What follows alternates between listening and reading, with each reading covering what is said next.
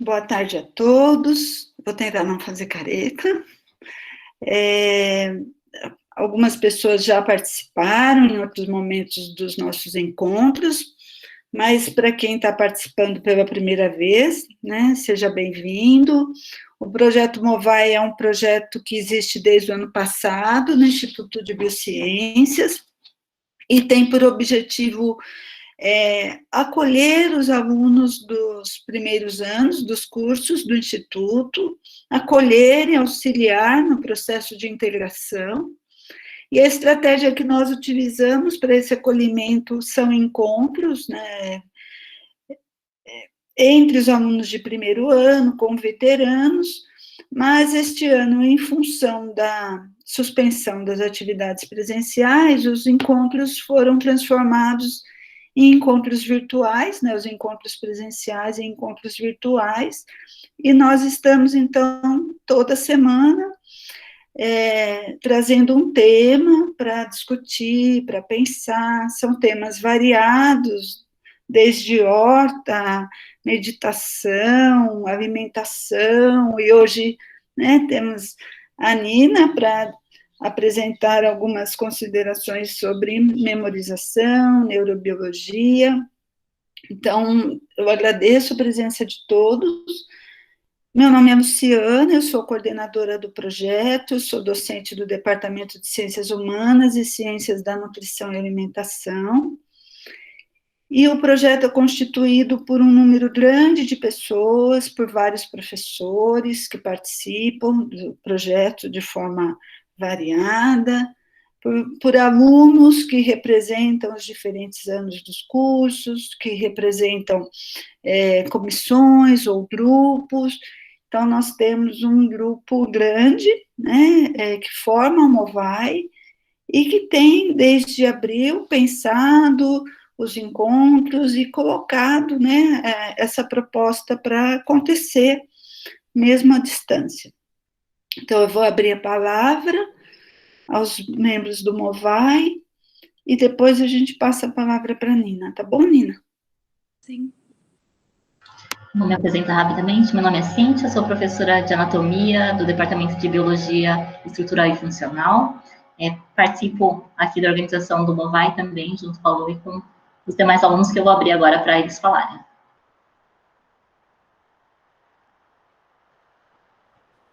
Boa tarde, gente. Eu sou a Larissa, sou do segundo ano de Biomed. E sejam bem-vindos e aproveitem a atividade.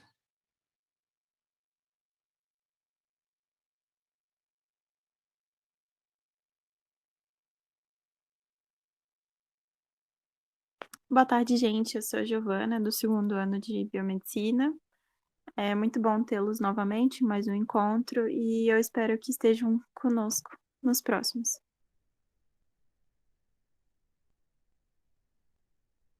A Laila colocou aqui no chat, sejam bem-vindos, bem-vindos, aproveitem a atividade. Meu nome é Laila, do segundo ano da Biomedicina.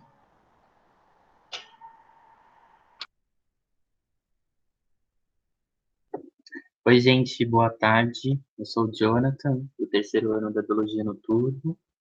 Eu sou membro do PET-CBB também, estou aqui representando eles no projeto Movai. E aproveitem a nossa atividade de hoje.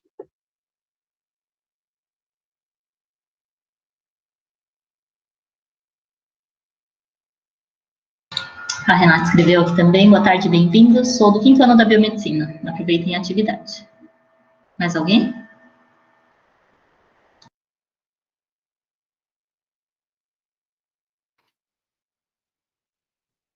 Podemos, então, começar com a Nina? Cíntia, se for possível, você coloca o link para inscrição? Coloco sim, Lu. Oi, Larissa, tudo bem? Agora que eu vi que a Larissa está aqui também. Boa tarde, professora. Então, vamos lá. Então, hoje nós convidamos a Nina, que é formada em Biologia aqui pelo Instituto, é mestre em zoologia e doutoranda em zoologia também, e trabalha com comportamento animal, né, Nina? Então, seja bem-vinda. Estou vendo que sua plateia está aumentando, Nina, a cada hora está aumentando a sua plateia, acabei de ver aqui no chat. Então, Nina, obrigada, viu, por aceitar participar do nosso encontro, contribuir com a nossa proposta de discussão de alguns temas e de encontro mesmo, né, entre as pessoas. Obrigada, viu? Fica a seu critério se você prefere fazer toda a exposição e depois abrir para pergunta, ou se você vai conversando com os participantes, tá bom? Tá bom. Eu queria agradecer, então, né, o convite, especialmente da professora Luciana, para fazer essa conversa com vocês. Como ela falou, então, eu sou formada aqui na Unesp, né? Fiz minha graduação e estou realizando a minha pós-graduação aqui, pelo programa de zoologia. Mas a minha área de pesquisa, né, o meu enfoque é o comportamento animal. E aí a gente fica ali no antigo departamento de fisiologia, que agora é comportamento de biologia funcional e estrutural, né, com a reestruturação dos departamentos. Eu vou, então, acho que expor, né, as informações que eu trouxe, e aí depois a gente pode bater um papo, tirar dúvidas, conversar mais a respeito. Pode ser, então?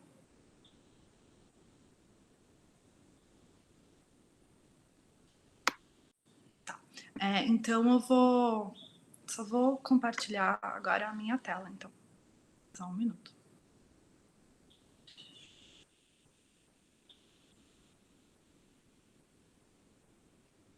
Então, só me deem um ok se está aparecendo direitinho. Está sim, Nina. Tá bom. Então, quando a Luciana entrou em contato comigo, né, ela pediu para falar sobre os processos de memória e aprendizagem, né, para falar como eles aconteciam, que fatores poderiam, né, estar influenciando esses dois processos.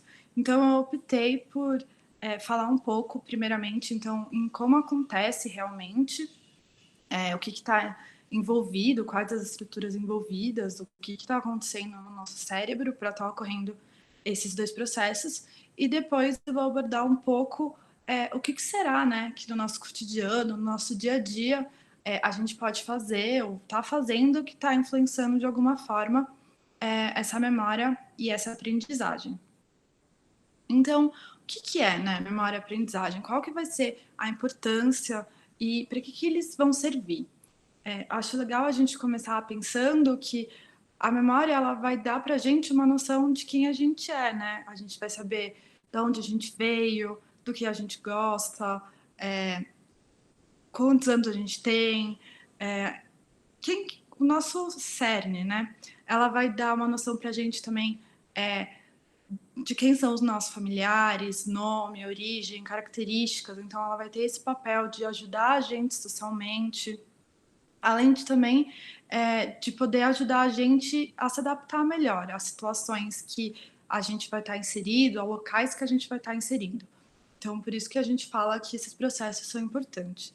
E aí, para começar, acho importante a gente saber diferenciar esses dois processos. Então, a memória vai ser quando a gente vai ter um conhecimento que vai ser codificado pelo nosso sistema nervoso e armazenado nesse sistema nervoso. E, posteriormente, a gente vai conseguir recuperar, né, esse conhecimento. Enquanto a aprendizagem, ela vai ser o processo em si, através do qual esse conhecimento vai ser adquirido. Então, a gente tem bem claro que são dois processos cognitivos distintos. Esses processos, eles vão precisar que os neurônios, né, que são as unidades fundamentais do nosso sistema nervoso central, eles precisem mudar, né, a sua capacidade de resposta ou alterar as suas conexões com outras células, para que esses dois processos, né, ocorram. E como é que eles vão se alterar? O que acontece realmente? Geralmente, quando a gente tem a aquisição de uma nova informação, de um novo conhecimento, a gente vai poder ter a formação, por exemplo, de novas sinapses. Então, as novas sinapses vão poder ser geradas por adquirir novos conhecimentos. Ou a gente vai ter um reajuste de circuitos já existentes. Então, novas conexões sendo formadas, sendo alteradas. Também vai poder ocorrer um processo que a gente chama de potenciação dessa sinapse. Então, vai ocorrer uma maior liberação de neurotransmissor desse neurônio em um próximo neurônio ou em uma célula-alvo. Então, eu vou ter um estímulo da ação desse neurônio. Então, essas formas vão ser formas de que os neurônios vão conseguir fazer com que o processo de memória e aprendizagem ocorram. Então, a gente vai precisar disso para que os processos possam ocorrer. E aí, entrando um pouco mais no que é aprendizagem agora. Então, a aprendizagem ela vai ser a aquisição desse conhecimento. Como que ela vai poder ocorrer? A gente vai poder ter ela de forma associativa ou de forma não associativa. E aí, o que vai ser, então, a nossa aprendizagem associativa? Ela vai ocorrer quando a gente vai associar um estímulo ao outro. O exemplo clássico é o condicionamento de Pavlov. Eu não sei se todo mundo já conhece ele, mas nesse experimento, ele percebeu que quando ele apresentava comida para cachorros, eles tinham a resposta natural de salivar. E quando ele apresentava o que ele chamava de um estímulo neutro, como o barulho de uma campainha, não acontecia nada, o cachorro não tinha resposta nenhuma. Então, ele teve a ideia de tentar condicionar esse cachorro. Então, ele apresentava o barulho do sino e a comida logo em seguida. E aí, durante várias repetições desse processo de condicionamento, chegou no resultado de que só com o barulho da campainha, o cachorro já começava a salivar. Então, ele já associava o barulho da campainha com a comida, e por isso já tinha salivação. Então, essa vai ser, por exemplo, uma das formas de aprendizagem que a gente vai ter. Outra forma associativa vai ocorrer quando a gente vai associar um estímulo a uma determinada situação. E essa situação, ela vai ser uma situação, geralmente, com recompensa positiva ou com uma recompensa negativa. Um exemplo também que sempre dão dessa situação é um experimento com, geralmente, ratos de laboratório, em que eles estão numa gaiola e se eles apertarem uma determinada alavanca, eles vão levar um choque. E aí, com isso, então, com esse estímulo aversivo, essa punição, eles vão aprender de que eles não devem apertar essa alavanca novamente. Então, isso que a gente chama de uma associação com uma punição, no caso, e não uma recompensa. Já na aprendizagem não associativa, a gente vai ter os processos de sensibilização e habituação. Então, o que vão ser esses processos? O processo de habituação vai ser quando a gente vai ser exposto a um estímulo diversas vezes. E o que vai acontecer, então? A gente vai ter uma diminuição das nossas respostas para esse estímulo. Por exemplo, quando a gente tem dia de jogo de futebol, ano novo, sempre tem queima de fogos. Num primeiro momento, o barulho dos fogos pode ser estranho, pode assustar, mas ele é contínuo por tanto tempo que você se habitua a ele, que o nosso corpo, o nosso cérebro reconhece que ele não é um estímulo perigoso para a gente. Então, a habituação, ela vai permitir com que a gente avalie o estímulo e classifique ele como perigoso ou não. E quando ele é classificado como inofensivo, a gente vai ser capaz de ignorar esse estímulo. Já o processo de sensibilização, ele vai ser um pouco ao contrário. A gente vai ser exposto a um estímulo e num segundo momento, quando a gente é exposto de novo, a gente tem essa resposta aumentada. Então, como, por exemplo, quando a gente come uma comida que não é palatável. No primeiro momento, a gente coloca a comida na boca e descobre que ela não é palatável. Então, a gente cospe ela. Então, a gente está aprendendo que aquele alimento não é devido para consumo. No segundo momento, se eu entrar em contato com essa alimentação, eu já vou lembrar que ela não vai ser palatável e não vou colocar ela na boca de novo. Então, o processo de sensibilização, ele vai ser altamente adaptativo, porque ele vai permitir com que eu evite estímulos que vão poder ser nocivos para mim, que vão ser perigosos para o ser humano. Já quando a gente pensa em memória, a gente lembra que a memória vai ser essa habilidade de conseguir reter e posteriormente evocar essas informações. E que vão existir vários tipos de memória, como a de curta, a de longa duração. A gente sabe que a memória ela não tem um local específico no nosso cérebro. A gente sabe que ela vai ser armazenada no nosso córtex, mas que ela vai estar espalhada por diversas regiões que vão ser chamadas de traços de memória. A gente sabe, por exemplo, que memórias visuais vão poder ser armazenadas no nosso córtex visual, que é essa área que está em roxo na imagem. A gente sabe que memórias auditivas, algumas delas vão ser armazenadas no nosso córtex auditivo, que é esse roxo mais claro perto do vermelho também na imagem.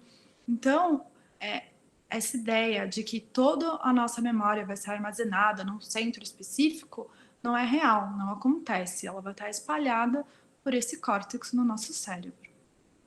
E aí, entrando, um pouco mais nesses processos de memória, a gente vai ter 3 operações fundamentais para que essa memória ocorra. Então, no primeiro momento, eu vou precisar que essa informação seja transformada numa representação que seja possível de colocar na nossa memória, que seja possível de colocar no nosso sistema nervoso. Depois disso, eu vou precisar, então, que, de alguma maneira, ela seja codificada e armazenada nessa memória. E, por último, eu vou precisar que uma recuperação dessa informação que foi armazenada seja possível de ser feita. Então, esses são as 3 principais operações que a gente vai ter no nosso processo de memória. E eles vão ser interdependentes e vão conseguir se relacionar entre eles. E aí, o que se sabe é que uma estrutura chamada hipocampo, que é essa estrutura em azul na imagem, vai ser extremamente importante para esse processo de memória e também para o processo de aprendizado. E como que descobriram isso, muita coisa na neurobiologia foi descoberta por conta de lesões em algumas regiões do nosso cérebro. E dessa vez não foi diferente. Então, pessoas que tinham lesão no hipocampo, ou também muitas pessoas tentando tratar a epilepsia tinham pedaços desse hipocampo retirado para ter menos episódios de convulsão, tinham um déficit de memória. Então, o que acontecia? Essas pessoas, elas não conseguiam reter as memórias de curta duração, então, as informações recentes. E aí, se a gente pensar, no exemplo clássico disso, é a Dory, do Procurando Nemo. A Dory, ela se apresenta para o pai do Nemo diversas vezes, a cada 5 minutos, porque ela nunca lembra quem ele é. E uma pessoa que tem uma lesão no hipocampo, ela vai poder ser assim. Tem diversos graus, de gravidade dessa lesão, mas o que basicamente que vai acontecer vai ser que você não vai conseguir mais transformar essa memória de curta duração em uma memória de longa duração. Então, eu não vou conseguir guardar mais as coisas que eu aprender depois dessa lesão, por exemplo. E aí, eu vou agora falar um pouquinho mais de cada tipo de memória. Então, a memória de curta duração, as informações que a gente consegue na nossa aprendizagem vão ser sempre, em um primeiro momento, de curta duração. Então, essa área de armazenamento, ela vai ser mais limitada e a gente vai conseguir só armazenar uma parte da informação por vez. Então, se a gente pensar em coisas cotidianas como eu quero ligar para alguém que eu não ligo habitualmente. Então, em um primeiro momento, eu vou lembrar desse número, vou fazer a ligação. Ok, vou falar com a pessoa. Mas será que daqui a 5 minutos eu vou lembrar desse número novamente? Ou será que daqui a 1 hora eu ainda vou lembrar desse número? E aí, eu proponho um exercício para vocês, Eu vou ter uma sequência de números aqui, bem aleatória. Então, 860951. E aí, o meu questionamento é, por quanto tempo será que a gente consegue manter, essa sequência de números? Sem anotar, sem nada, assim, só eu respondo ele agora. Como eu comentei, essa informação de curta duração, ela vai desaparecer. A gente vai usar o número da ligação do amigo e vai esquecer depois dessa ligação. Então, para essa memória se transformar em uma memória de longa duração, ela vai precisar que seja feito um esforço, principalmente um esforço da repetição. Então, eu não vou poder ter um contato só com essa informação, eu vou ter que ter contatos repetidos com ela para poder armazenar ela de forma mais permanente no nosso cérebro. E aí, alguém saberia dizer qual é a sequência de número que eu acabei de dar? Então, não faz nem 5 minutos que eu apresentei aquela sequência. Será que vocês ainda conseguem lembrar? Provavelmente vocês vão conseguir lembrar, porque estava no slide anterior, certo? Então, a sequência ainda era essa, era 860951. Mas será que mais para frente vocês vão lembrar?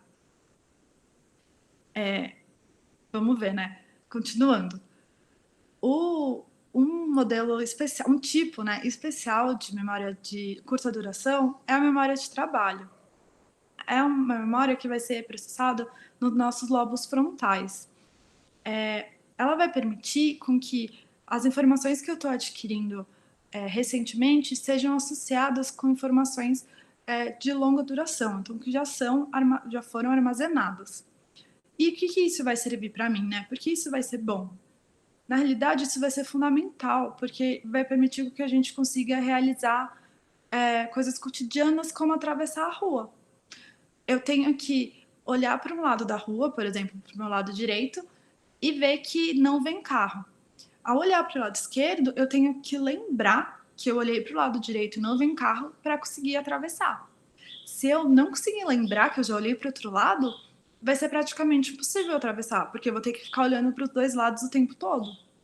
Então, essa memória de trabalho, ela vai permitir com que a gente coloque essas informações numa ordem lógica e que, colocando essas informações numa ordem lógica, eu consiga solucionar problemas e consiga planejar ações. Principalmente porque os nossos lobos pré-frontais, eles vão estar muito relacionados com o planejamento de movimentos. Então, vai ter essa conexão entre a memória e essa região do cérebro, e essa função, né? Já a nossa memória de longa duração, ela vai ser uma área de armazenamento capaz de reter uma grande quantidade de informação, uma quantidade muito maior do que a área de curta duração. Só que, para essa informação conseguir virar uma memória de longa duração, eu vou precisar de um processo chamado de consolidação ocorra. E o que é esse processo de consolidação? Para o processo de consolidação ocorrer, eu vou ter que ter um esforço de repetição. Então, novamente, eu vou ter que entrar em contato com essa informação mais de uma vez. Eu não posso achar que, por exemplo, lendo um livro, um conteúdo, né, uma vez só, entrando em contato, assistindo o vídeo apenas uma vez, eu vou conseguir reter todas as informações que aquela pessoa está tentando me passar. Eu vou ter que entrar em contato com essa informação mais de uma vez. E aí, no processo de consolidação, então, eu vou ter a mudança de uma memória de curto prazo, de curta duração, para essa memória de longa duração. Esse processo, né, de converter essa memória de curta para longa duração vai envolver aquelas alterações que eu coloquei lá no começo da apresentação. Então, as novas sinapses, a potenciação das sinapses. Então, esses processos vão ser essenciais também para que esse processo de consolidação ocorra. É também importante falar que quando a gente adquire, né, essas novas informações, elas vão ser armazenadas de modo que elas vão complementar ou às vezes substituir informações que eu já tenho. Então, meio que elas vão ser agrupadas por temas. Então, por exemplo, eu aprendi já que os elefantes vêm da África e que eles vivem em sociedades matriarcais. E aí, a minha nova informação é de que eles são capazes de se comunicar por vibrações no solo. Essa nova informação sobre elefantes, ela vai ser armazenada no nosso cérebro com as informações de elefantes que eu já tenho lá dentro. Então, elas não são jogadas simplesmente, elas têm um nível de organização. E aí, toda vez que eu lembrar de elefantes, eu vou lembrar de todas as informações que eu já tenho sobre eles. Então, eu vou lembrar que eles vêm da África, vivem em cidades matriarcais e que se comunicam por vibração no solo. Então vai ser tudo meio que agrupado. Essas memórias de longa duração, elas vão também poder ser divididas em 2 tipos de memória. Então, a gente vai ter uma memória declarativa, que a gente chama, que eu vou conseguir verbalizar ela. Então, que vão estar envolvidas com fatos e eventos. Então, eu vou conseguir verbalizar o casamento da minha irmã, eu vou conseguir verbalizar o meu aniversário. E eu vou ter memórias não declarativas também, que vão ser memórias relacionadas a habilidades motoras, a hábitos, a aprendizagem de condicionamentos clássicos e a memória emocional. Esses 2 tipos, né, de memória, eles vão ser consolidados, armazenados, utilizando vias neurais que vão ser diferentes. E aí, falando um pouco mais de cada um. A memória não declarativa, né, memória implícita, ela vai ser automática. Então, ela não vai precisar que a gente tenha um processo consciente para ela nem ser formada ou evocada. Então, esses processos vão ocorrer de forma inconsciente, a gente nem vai perceber que estão acontecendo. Ela vai ser chamada também de memória de procedimento, porque ela basicamente vai estar relacionada aos nossos hábitos, às nossas habilidades motoras, a como a gente faz as coisas. E essa memória, né, ela vai ser adquirida por um processo bastante relacionado à repetição e a aprendizagem associativa e não associativa. Já a nossa memória declarativa, né, a explícita, vai ser aquela memória que eu vou conseguir falar, ela vai precisar, sim, de atenção de forma consciente para ser evocada. A criação dela, geralmente, vai depender do uso de habilidades cognitivas que a gente chama de superiores. Então, como inferência, como avaliação, como comparação. Ela vai se tratar, então, de um conhecimento sobre nós mesmos e sobre o mundo que vai estar ao nosso redor. E que a gente vai conseguir relatar esse mundo, relatar essas coisas verbalmente. Algumas vezes vai ser possível de que essa memória que é declarativa, ela passe a ser reflexiva, então ela passa a ser não declarativa. Isso vai estar muito relacionado a esportes e a processos que a gente fala que são automatizados, então que a gente tem o que a gente chama de uma memória muscular. Como que isso ocorre, né? Se a gente pensar um atleta, quando ele está aprendendo, por exemplo, a jogar basquete, ele vai precisar de uma forma consciente, então ali eu já vou ter a minha informação de forma declarativa, prestar atenção nos movimentos que ele está fazendo. Então ele vai precisar prestar atenção em como ele deve driblar a bola, como ele deve arremessar essa bola na cesta. E com a prática vai chegar um momento em que ele vai realizar todas essas funções de forma automática. Então, a gente pode dizer já de forma não declarativa. Ele não vai mais precisar prestar toda essa atenção nos movimentos para conseguir realizá-los. A gente fala que ele já realiza eles de maneira automática. Então, ele já tem essa memória muscular. E aí, isso vai permitir com que ele seja capaz de, por exemplo, prestar atenção ao redor dele. Então, ele consiga prestar atenção onde os companheiros de time dele estão, para ele fazer um passe de bola adequado, onde as pessoas do outro time estão, para ele conseguir furar o bloqueio. Então, vai permitir com que ele tenha outras percepções e consiga realizar outras ações para ajudar no jogo, ali. Ok, então a gente tem esse processo de aprendizagem, a gente tem todos esses tipos de memórias, mas será que as pessoas, todas elas têm esses processos iguais? Será que, por exemplo, dessa exposição, dessa apresentação, todo mundo vai sair daqui com as mesmas coisas sendo mais significativa? Eu acho que é legal falar que a memória vai ser algo extremamente individual. Então, 2 pessoas, elas não vão processar da mesma maneira um filme, uma palestra. Cada pessoa vai reter, né, o que ela considerou mais importante daquilo. E isso vai ser processado, esse processamento de informação, de forma diferente, né? Por conta das nossas experiências pessoais, por conta da nossa percepção de mundo pessoal. Então, isso vai influenciar na forma com que a gente aprende e na forma com que a nossa memória ela é formada. Então, por exemplo, se você vai assistir um filme com alguém, com certeza para você o momento mais marcante vai ser um, e para aquela pessoa, para a pessoa que está do seu lado, vai poder ser outro.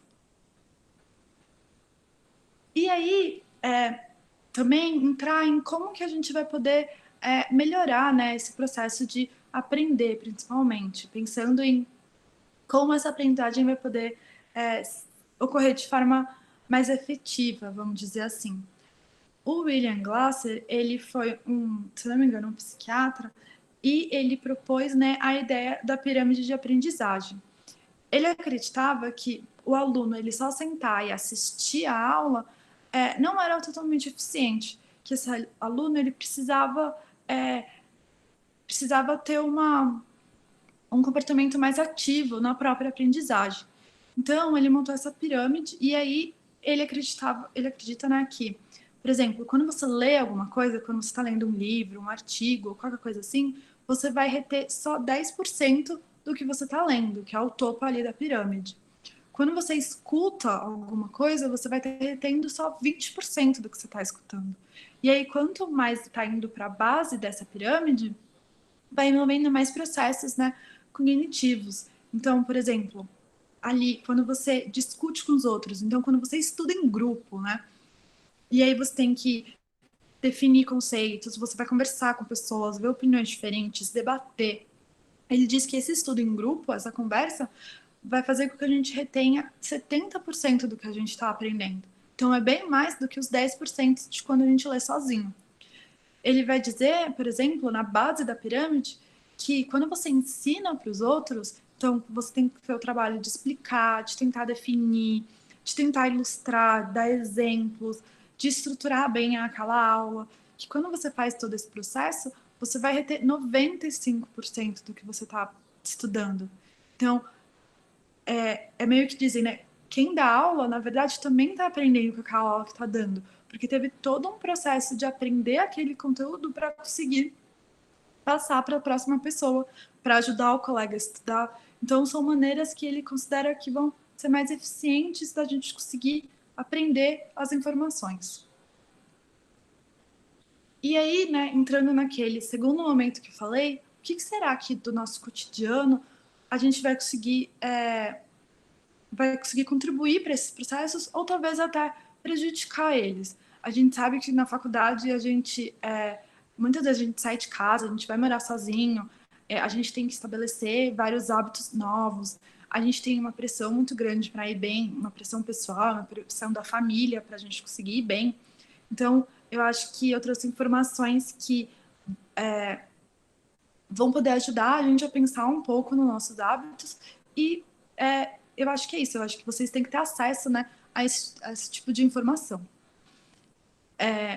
Começando, né, será que uma boa noite de sono vai fazer bem para esse processo? Ou será que vai ser indiferente na nossa memória e aprendizagem?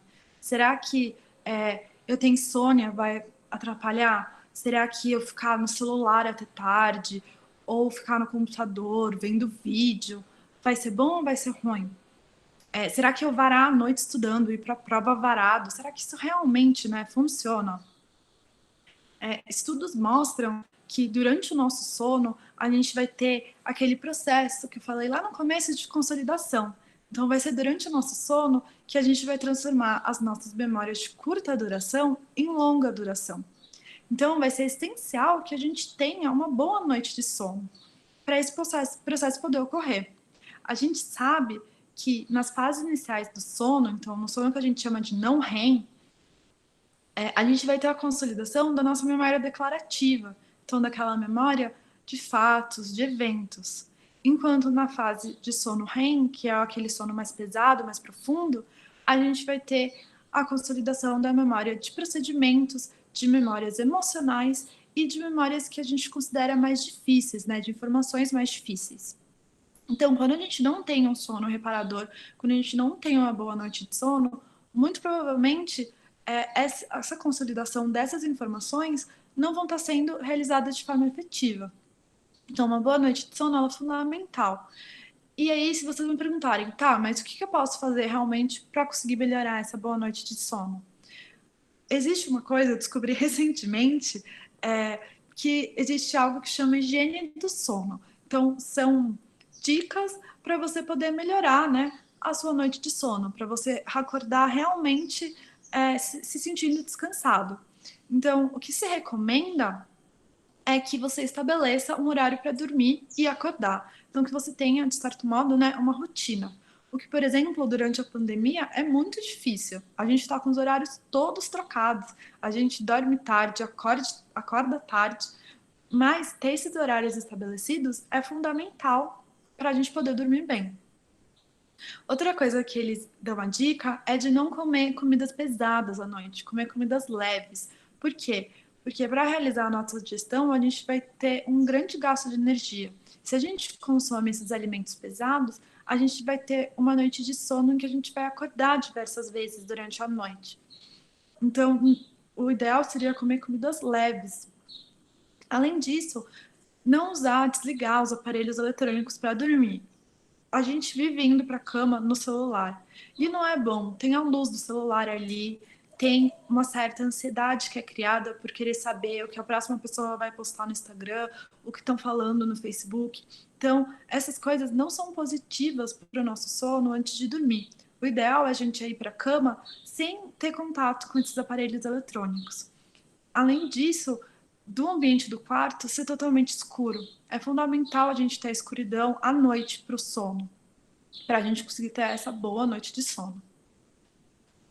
E o que mais vai poder influenciar, então? Será que a nossa alimentação vai influenciar nesse processo de memória e aprendizagem? Será que eu ter uma alimentação saudável? Ou será que se eu comer muitos produtos industrializados, comer muita, que a gente chama, né, de fast food, será que isso vai ser diferente? Será que vai fazer diferença nessa cognição? Eu fiquei bem surpresa porque tinha uma literatura bem rica na área, tinha artigos desde falando de corantes alimentícios na memória e aprendizagem, até déficit de, por exemplo, vitamina A, ou uma dieta baseada rica em magnésio. Então, em um deles, eu achei essa tabela que mostra vários tipos de nutrientes com vários efeitos na cognição, nas nossas emoções, na nossa aprendizagem. Eles vão ter um efeito, sim, então, nessa memória e aprendizagem, eles vão conseguir afetar estruturas, né, os neurônios, as sinapses, e por isso eles vão conseguir afetar essa nossa cognição. Eu achei muitos artigos, e aí eu achei importante falar do ômega 3. Então, o ômega 3 é um nutriente que a gente consegue achar em kiwi, em chia, em salmão especificamente, em nozes, e que é um nutriente que ele vai fazer parte da composição da nossa membrana celular. Então, pensando, né, ele vai fazer parte praticamente de todas as nossas células. E aí, com pesquisas, já viram que a deficiência nesse nutriente, ela vai poder causar, por exemplo, déficit de atenção, vai poder causar dislexia, vai poder estar envolvida com demência e também está linkado com depressão. Então, como um único nutriente vai poder gerar, né, diversas consequências, como essa única deficiência vai poder causar tudo isso. Outro nutriente, né, que falavam muito foram as gorduras saturadas, as gorduras trans, que a gente já imediatamente pensa em comida industrializada, né? E realmente é onde tem muito. Mas alguns outros alimentos também tem, como queijo, como cremes, como manteiga, alguns tipos de carne, vão ser muito ricos nessa gordura saturada. E experimentos mostraram que essa gordura ela vai produzir um déficit na nossa memória. Então, ela vai ser prejudicial para a nossa memória porque ela vai estar afetando, por exemplo, o hipotálamo e o córtex pré-frontal, essas sinapses, então ela vai estar interferindo nesse circuito. Então, por isso que ela vai ser prejudicial para esse processo de memória e aprendizagem.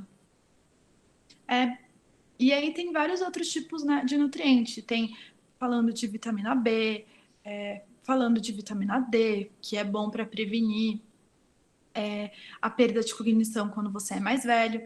Então, assim, eles vão ser fundamentais e vão influenciar, sim, nessa memória e nessa aprendizagem, como também já influenciou em diversas outras coisas. E exercício? Será que realizar exercício é positivo? A gente sabe que para o nosso corpo faz bem. E para a nossa cognição também vai fazer bem. É visto que se você se exercita, vai fazer bem para sua memória e aprendizagem. Então, existem duas teorias que vão tentar explicar por que faz bem. Uma primeira teoria, ela vai falar que a realização de exercícios, ela vai aumentar o fluxo sanguíneo do nosso cérebro e, consequentemente, vai aumentar a oxigenação desse cérebro e, por isso, vai melhorar esses processos cognitivos. Vai ser benéfico. Uma segunda teoria vai falar, então, que a realização de exercícios, ela vai fazer com que ocorra uma maior eficiência, uma maior liberação de neurotransmissores. E por conta dessa maior liberação de neurotransmissores, a gente vai ter um processo de memória e aprendizagem melhor. E aí vocês podem pensar, nossa, então eu tenho que fazer muita atividade física para conseguir melhorar essa cognição. E aí não é bem assim. Foi mostrado, por exemplo, num estudo, que pessoas que realizavam só 10 minutos de esteira, então é uma atividade super leve, e depois faziam uma tarefa de aprendizagem, iam muito melhor do que pessoas que não realizavam nenhum tipo de exercício e eram botados para fazer essa tarefa de aprendizagem. Então, exercícios já leves e moderados no nosso dia a dia já vão conseguir nos ajudar a melhorar essa cognição. Claro que um dia antes de uma prova, de um teste, eu não vou correr uma maratona, eu não vou fazer um exercício que vai exigir muito do meu corpo, porque depois eu vou ter que descansar e esse corpo vai ter que ser reparado e eu vou estar cansado no dia seguinte. Então, esse exercício de forma leve e moderada vai ser positivo. Além de ser positivo para a nossa cognição, vai ser muito bom para a gente se liberar do nosso estresse. A gente sabe que hoje em dia todo mundo é meio estressado. Por quê? Porque tem múltiplas tarefas para fazer, porque fica pensando nos problemas diversas vezes, porque em situações de prova fica nervoso. Então, o exercício ele vai poder aliviar esses sintomas. Mas, entrando na parte de estresse, como é que esse estresse vai atuar, né, no nosso organismo? O que vai estar acontecendo para eu ter uma cognição prejudicada? O que vai acontecer é que, em situações de estresse, no nosso corpo vão ocorrer liberação de hormônio, como de cortisol ou de corticosteroides. E esses hormônios, a gente viu já que, em pequenas quantidades, eles vão ser capazes de potencializar essa consolidação das informações. Então, como se fosse um estresse agudo, vai ser benéfico. Só que um estresse prolongado, que a gente vai chamar de estresse crônico, que dura muito tempo, que dura meses, semanas, anos, ele vai ser prejudicial para a minha memória. Porque ele vai causar mudanças no meu hipocampo. Então, lembrando, né, que o hipocampo vai estar relacionado com essa consolidação da memória. Como ele causa mudanças? Ele vai causar mudanças estruturais e até perda de célula, né, morte celular.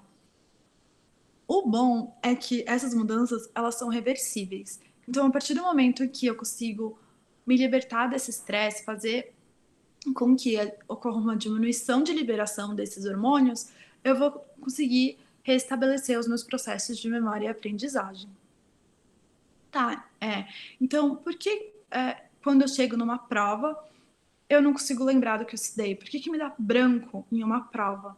Por que eu fico nervoso, né? Esse nervosismo me atrapalha numa situação de prova e eu estudei, eu lembro das coisas e aí eu sento na cadeira e me dá um branco.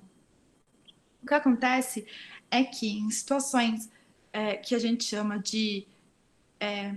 que a gente reconhece um perigo, que a gente fica nervoso, que despertam ansiedade na gente, elas ativam a nossa amígdala. A amígdala, ela é uma região no nosso cérebro que ela vai estar relacionada com o nosso sistema límbico. E o nosso sistema límbico está relacionado com o nosso sistema de emoções. Então, toda vez que eu sinto ansiedade, medo, que eu me deparo na frente de um perigo, a amígdala vai ser ativada. Essa ativação da amígdala, ela vai inibir ou diminuir a ação do nosso córtex pré-frontal. E aí, para poder causar no nosso organismo uma resposta de luta ou fuga. O que eu quero dizer? Se eu me deparo com uma ameaça, se eu estou numa trilha e eu me deparo com uma onça pintada, a minha amígdala vai ser ativada porque eu tenho noção de que estou numa situação perigosa e o meu corpo vai deflagrar uma resposta. Ou eu vou lutar ou eu vou fugir da onça. Ok. Só que o que o córtex pré-frontal faria? Ele me faria ficar ali parado pensando qual seria a melhor maneira, como eu deveria planejar a melhor saída daquela situação. E muitas vezes a gente está de cara com a situação, com o perigo. Então a gente não tem esse tempo para ficar raciocinando dessa forma. Por isso que a amígdala ela vai cortar essa ação do córtex, para o meu corpo já responder de forma eficiente se eu corro ou se eu enfrento o que está na minha frente. Só que numa situação de prova, esse corte ou diminuição da ação do córtex vai me causar o branco, vai fazer com que eu não lembre o que eu estudei anteriormente. Então, o ideal seria tentar, numa situação dessas, permanecer calmo, permanecer tranquilo, e não deixar ser tomado, né, por essa situação de ansiedade e de nervosismo. Por último, eu também pesquisei informações sobre como drogas lícitas ou ilícitas vão poder afetar essa memória e aprendizagem. Basicamente, os estudos falam mais sobre álcool, maconha e cocaína. Se viu, né, que os três eles vão causar prejuízos nas nossas estruturas. Então, eles vão causar prejuízos no nosso hipocampo, no nosso córtex, nas sinapses também, na eficiência desses neurônios. No álcool, os estudos mostram que um uso crônico vai afetar essa memória. E aí eu não estou falando de um uso crônico de 8 meses, de um ano. Tem pesquisa falando de uso crônico de 3 semanas. De 3 semanas não, desculpa, de 3 meses. Então, é um período curto relativamente. Já com a maconha, os estudos mostram mais o efeito dela de uso agudo. Então, pessoas que usam ela de forma aguda têm um déficit muito forte em memória de trabalho. O que mais perceberam foi que afeta essa memória de trabalho, além de afetar muito a nossa tomada de decisão, de alterar esse circuito de tomada de decisão nas pessoas. E a cocaína é um déficit geral na nossa memória e aprendizagem, porque causa essas mudanças estruturais mesmo no nosso sistema. De forma geral, eu acho que era isso que eu queria trazer, né, de coisas do nosso cotidiano que a gente pode tentar refletir e ver se a gente consegue alterar a maneira como a gente consome elas, de como a gente dorme, de como a gente leva a nossa vida. Eu só queria ver agora com vocês se vocês conseguem lembrar, por exemplo, daquela sequência de números que eu botei lá no comecinho da aula. Será que a gente consegue lembrar? É muito provável que a maioria de vocês não lembre da sequência de números, porque, como eu comentei, aquilo era uma memória de curta duração. Uma memória de curta duração, ela vai servir por um propósito muito imediato, vai ter um objetivo muito imediato, e ela não vai ser recordada mesmo. Então, vocês não conseguirem lembrar daquela sequência agora é perfeitamente natural, porque ela era uma memória, né, de curta duração. Era isso, né, o que eu tinha para apresentar para vocês. Eu queria agradecer novamente o convite. Eu espero que tenha ficado claro, que tenha servido, né, como base para a gente repensar a nossa rotina, as nossas ações e que a gente consiga agora, né, conversar a respeito e se houver dúvidas eu consiga sanar as dúvidas que aparecerem. Obrigada. Obrigada a você, Nina. Acho que você abordou várias, né, várias questões, vários aspectos importantes, pensando nos estudantes universitários. Algumas pessoas estão perguntando se acertaram, que colocaram o número aí no chat. Espera aí que eu vou olhar. Você vai olhar no seu slide, né, Nina? Fala a verdade. Também. Algumas acertaram, sim. A Carla acertou, e a Larissa também acertou, a Beatriz também. Ah, mas a Larissa e a Carla colocaram diferente. Então pera aí. Ah, não, Ah, a tem duas Carla... Carlas. eu tô falando da Carla Batista. A Carla Carla e Eduarda... Larissa acertaram, tá bom. A Carla Eduarda trocou 2 sequências só, mas foi quase.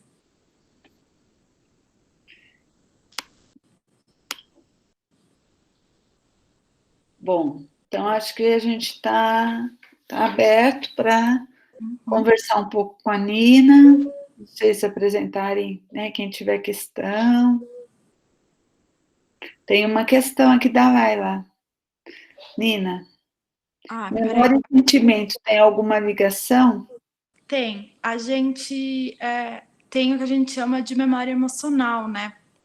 O nosso sistema límbico das emoções, ele vai poder, sim, interferir na nossa formação de memória. Tem estudos até que mostram que quando a informação tem esse peso emocional, a memorização dela é muito mais forte. Ela fica... a gente lembra dela muito mais fácil, ela é armazenada de forma bem mais duradoura. Então, tem sim essa relação.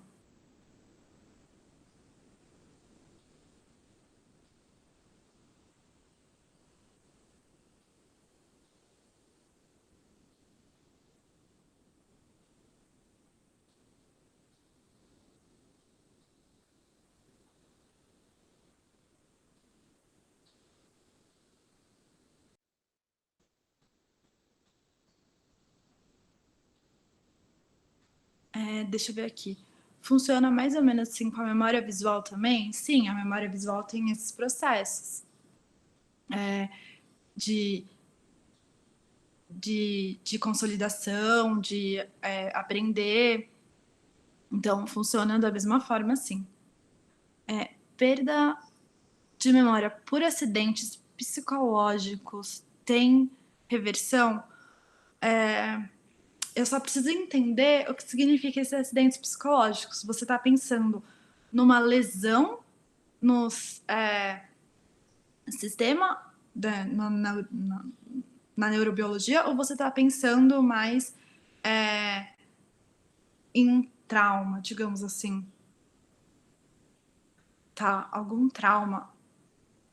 O que eu sei é que quando geralmente é esse trauma é porque tá tendo um desbalanço nesse sistema. Então, por exemplo, tá tendo ou liberação de algum hormônio em excesso, ou não tá ocorrendo de forma correta, né, a comunicação entre 2 regiões. Então, eu acredito que quando você restabelece de forma correta essas relações, é capaz, sim, de você ter reversão dessa falha na memória e na aprendizagem, que é diferente de de uma lesão, né? Se você tem uma lesão física, então você perde um pedaço ou algo do gênero, você não consegue reverter essa situação. Então, se você tem, né, como eu falei, lesões no hipocampo, você não vai conseguir ter a consolidação da memória de curta duração. Isso não vai ser reversível, você vai passar o resto da vida assim. Quais áreas são comprometidas em uma situação de amnésia? Depende do tipo de amnésia. A gente vai ter amnésias, como eu falei, anterógradas, né? Que vão ser afetadas no hipocampo. A gente vai ter amnésias que vão ser ao contrário, que a gente não vai lembrar tudo que já foi armazenado e só vai lembrar a partir do dia da lesão para frente. Geralmente, as lesões vão ser nessas áreas relacionadas a aprendizagem e memória. Então, hipocampo, córtex pré-frontal. Só que algumas lesões nessas regiões vão poder causar algumas outras coisas também. Então, lesões no córtex pré-frontal, tudo bem, vão poder causar, por exemplo, aquela perda de memória de trabalho. Só que também já se viu que lesões nessa área vão poder causar, por exemplo, distúrbios na nossa personalidade, no nosso humor. Então, às vezes a área ela vai ter função em mais de um circuito, né, do nosso cérebro, e não vai estar só comprometendo, por exemplo, a cognição, vai estar comprometendo alguma outra função junto. Peraí. Se tem algum estudo sobre prática de meditação e memória? Olha, eu vou ser bem sincera, eu nunca vi, mas provavelmente deve ter, assim. A meditação falam que é benéfico para diversas coisas no nosso corpo e acho que não deve ser muito diferente para a memória. Principalmente que se você pensar, né, fisiologicamente, que a meditação vai te dar mais foco, então vai te ajudar no processo de aprendizagem, vai melhorar a sua oxigenação do sangue, então do corpo inteiro, incluindo o nosso cérebro, e isso também pode ser benéfico. Então, deve ter, né, alguma coisa, mas eu já acredito que meditação pode sim ser benéfico para memória e aprendizagem. Perguntaram aqui, se eu estiver indo muito rápido, vocês me falam, tá, gente? Perguntaram do Alzheimer, como ele afeta a memória.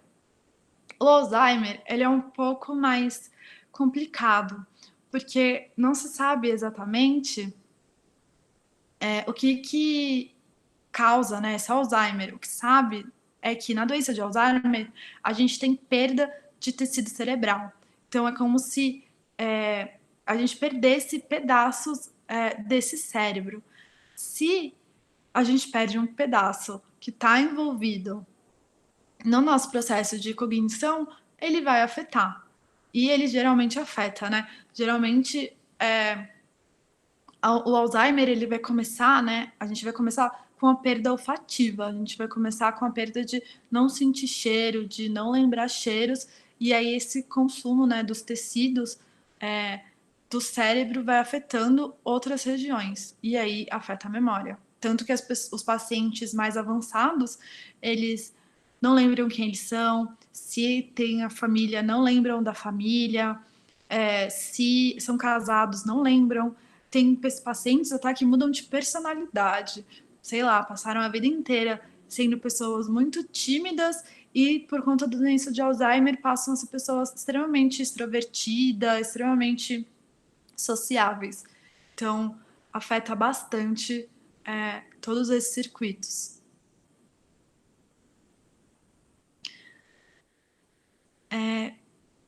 Perguntaram aqui da doença de fibromialgia, se afeta a perda de memória e depois não consegue recuperá-la. Eu vou ser bem sincera, eu não tenho conhecimento específico sobre a fibromialgia, eu não tenho esse embasamento teórico, então eu não vou falar muito mais para não poder falar alguma coisa errada. Mas se a fibromialgia ela afeta de maneira a lesionar essas regiões da cognição, então você não vai conseguir recuperar essas informações, né? Vai ser que nem quando você tem um acidente ou retira essas regiões. Perguntaram se existe alguma substância sintética que possa ajudar na consolidação da memória. Eu, particularmente, não conheço nenhuma. Eu mostrei, né? Tem todos aqueles nutrientes que ajudam. E o que eu acho que tem, né? O que eu conheço que tem, são substâncias sintéticas que vão ajudar em processos que contribuem para a formação, para o processo de aprendizagem. Então, acho que o mais famoso, né, é a Ritalina. Só que a Ritalina ela vai estar interferindo no nosso processo de concentração. E quando você se concentra, você consegue ter uma aprendizagem mais efetiva, mas ela não vai estar especificamente, né, diretamente, influenciando na consolidação da memória. Ela vai estar influenciando um outro processo que pode estar, que influencia, né, o processo de aprendizagem.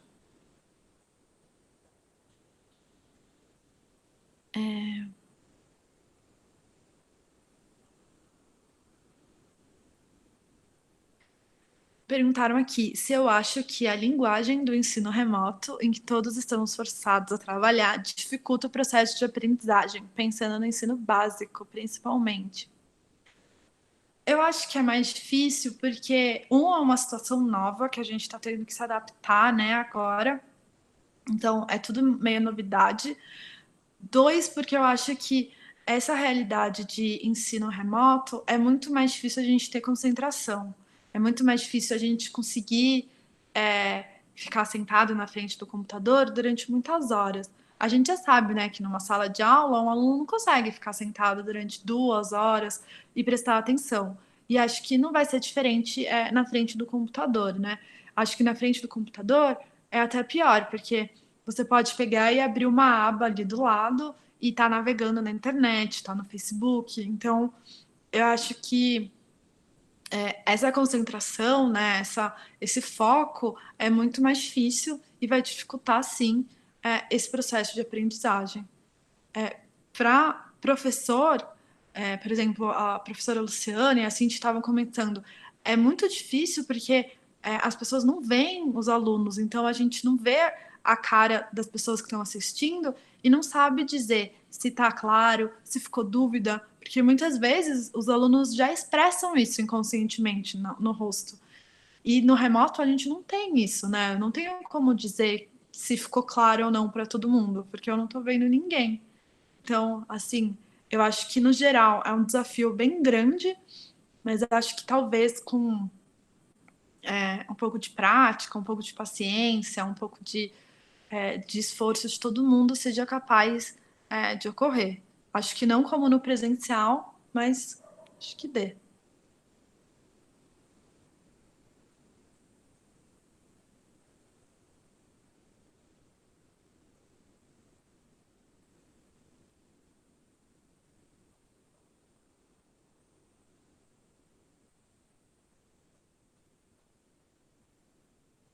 Alguém teria mais alguma dúvida?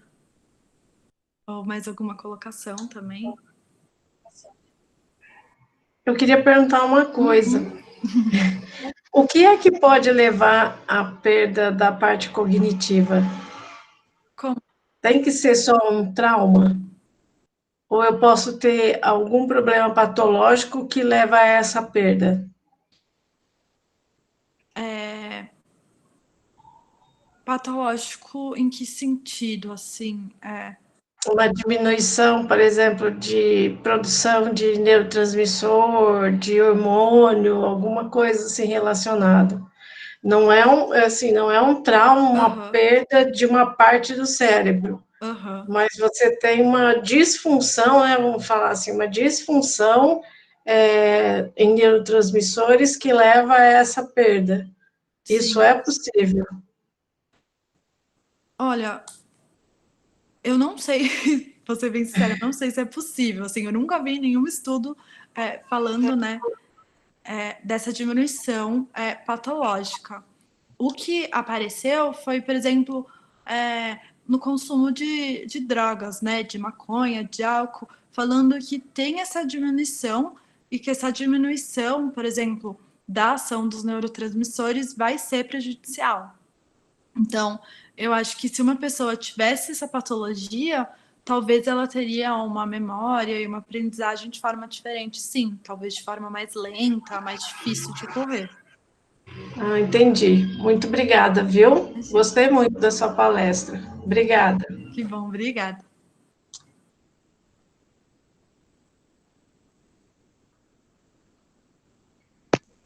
Oi, Nina, não aguentei e resolvi falar um pouco. Parabéns pela apresentação e saudades. Mas eu só queria fazer um comentário, assim, na verdade não é nenhuma dúvida, e talvez você pode me complementar, não sei. Eu me chamo Andrei, né, sou professor aqui na cidade de São Paulo, sou ex-aluno do IBB, ex-aluno também quer dizer, eterno aluno da professora Luciana, saudade, professora Luciana. Mas, além disso, o que eu queria dizer é que, quando você comentou de memória declarativa e não declarativa, normalmente no ensino, a gente busca avaliar, e a forma mais tranquila de se fazer, é o que a gente mais faz, é avaliar exatamente essa parte da memória declarativa. E a grande dificuldade de nós, professores, é conseguir encontrar uma forma de avaliar essa memória que o aluno tem que não é declarativa, né? Como que a gente pode fazer para encontrar uma forma de perceber se houve aprendizagem do aluno com relação ao que ele armazenou na memória, com relação ao aspecto não declarativo, né? Então, essa é uma dificuldade. E fazer outro comentário também, que quando a gente está tratando agora desse momento, né, de pandemia e o ensino, a gente percebe enquanto professor, ou até mesmo você enquanto na palestra, que em alguns momentos o ensino acontece. Na verdade, existe de maneira precária em alguns momentos, mas o ensino acontece.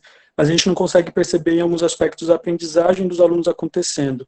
E isso aí se soma a várias coisas que você comentou, né? Por exemplo, acesso a nutrientes adequados, né? A gente não sabe se nossos alunos, por exemplo, estão se alimentando adequadamente, se eles estão tendo, porque normalmente a maior parte dos nossos alunos, pelo menos aqui na rede pública, eles têm acesso através da merenda, né? Alimentação através da merenda. Então, isso esbarra em várias questões de políticas públicas para manter essa aprendizagem, inclusive, dos alunos em casa, né? Além dos exercícios, né? A gente está preso em casa, tentar buscar outras formas de exercício, e aí lembrando que a Annalise comentou, né? De fazer meditação, exercício em casa. Enfim, só alguns comentários da dificuldade que a gente apresenta nesse momento, mas é isso, só para ajudar no debate.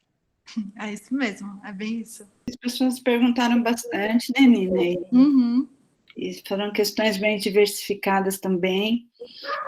Eu fiquei batendo papinho aqui, porque acabei encontrando um monte de gente, né, que vai ser um encontro, mas estava atenta aqui, a sua fala também, não queria te distrair muito com a conversa, mas, enfim. Nós agradecemos, Nina, agradeço em nome do Movai. É um tema importante, a gente tem tentado trazer alguns temas relacionados a estudo, né, a como lidar com esta pandemia, com um estudo neste momento de pandemia, e eu penso que foi ótimo, acho que você deu algumas pistas importantes, né, para todos nós, né? Então, eu agradeço em nome do grupo todo, né, pela sua fala, pelo cuidado com que você planejou, programou. Obrigada, viu? E eu disse que eu teria que te agradecer, porque pude rever, entrei, revisa, Annalise, só está faltando Juliana aqui no grupo, né? Mas pude reencontrar algumas pessoas. Obrigada também. Então, gente, boa noite. A gente espera reencontrá-los no próximo encontro.